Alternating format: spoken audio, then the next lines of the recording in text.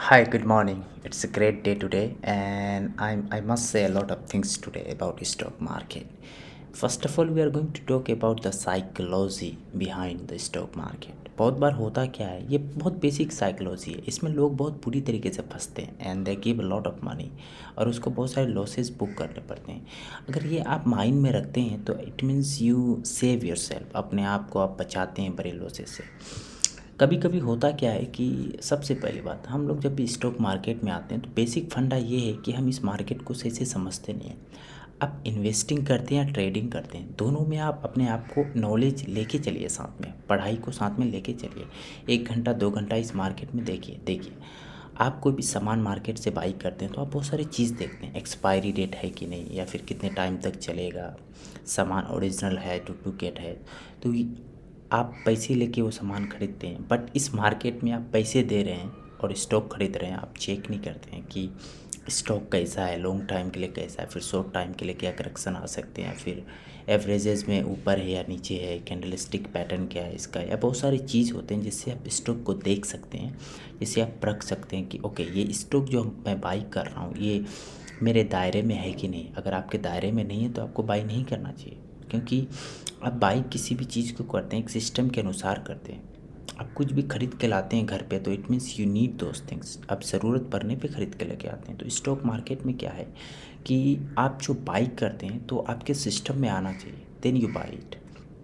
तो हम लोग देखते हैं क्या कि साइकोलॉजी ये है कि हम लोग जब भी स्टॉक मार्केट में आते हैं, when we come to stock market, first of all हम लोग इस मार्केट को सही से सीखते नहीं। फर्स्ट ऑफ ऑल आपको ये डिफ़ाइन करना चाहिए कि आप ट्रेडिंग करना चाहते हैं फिर इन्वेस्टिंग करना चाहते हैं। इन्वेस्टिंग करना चाहते हैं तो आप थोड़ा लॉन्ग टाइम के लिए इन्वेस्ट करते हैं, you put your money for long time, at least 1 years 2 years. जब भी आपको लगे कि हाँ अब ये मेरा रेट आ चुका है तो you should exit from the stock. और आप शॉर्ट टाइम के लिए शॉर्ट टाइम के लिए इंटर करते हैं मार्केट, तो शॉर्ट टाइम में होता है स्विंग ट्रेडिंग, होता है 5 से 10 डेज़ का, मंथली होता है, फिर 3 मंथ्स के लिए आप बाई करते हैं स्टॉक को, या फिर आप इंट्राडे करते हैं।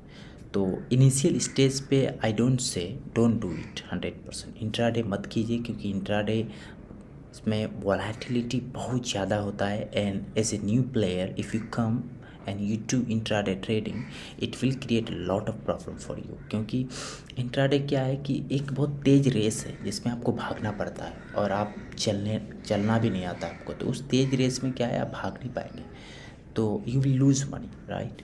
बहुत सारे क्राइटेरिया होता है for doing intraday trading. If you know those rules then it's all right for you that you can make money in stock market in intraday trading.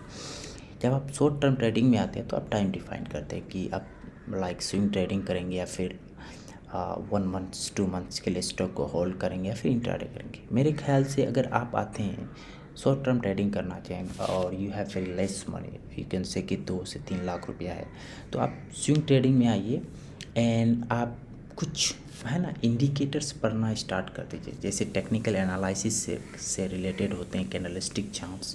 जो आप पढ़ते हैं तो आपको क्या होता है कि एक चीज़ पता चल जाता है कि ओके किस एरिया से बाई करने में मेरे को लॉस हो सकता है, किस एरिया में मैं परचेस करूं तो मेरे को 10% 15% का मूव मिल सकता है। वो कैंडलस्टिक आपको बहुत अच्छी तरीके से बता देता है। जैसे अभी आप डोजी कैंडलस्टिक का बात करेंगे तो वो अप ट्रेंड से एक्चुअली डाउन ट्रेंड में आया आपका, तो आपको पता चला ओके ये ट्रेंड को रिवर्सल करता है, और आपको कंफर्मेशन मिलता है तो आप बाई करके अप ट्रेंड में जाते हो।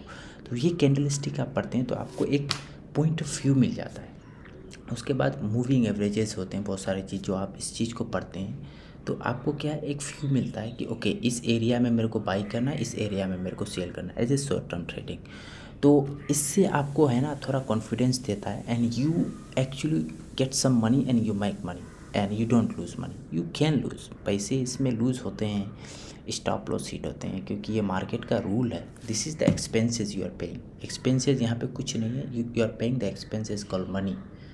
1000 रुपया का स्टॉक खरीदे, 800 रुपया आ गया, 200 रुपया लॉस लिया, मतलब ये एक्सपेंसेस है आपके। ये सारी चीज़ करते जाना है आपको। तो आज हम लोग बात करने जा रहे हैं कि कभी भी होता क्या है, ये बहुत बड़ी मिथ है हम लोग का कि कोई स्टॉक 1000 रुपया का अगर 200 रुपया आ जाए तो ओके सस्ता मिल रहा है, सस्ता मिल रहा है, हम लोग बाई कर लेते हैं इसको।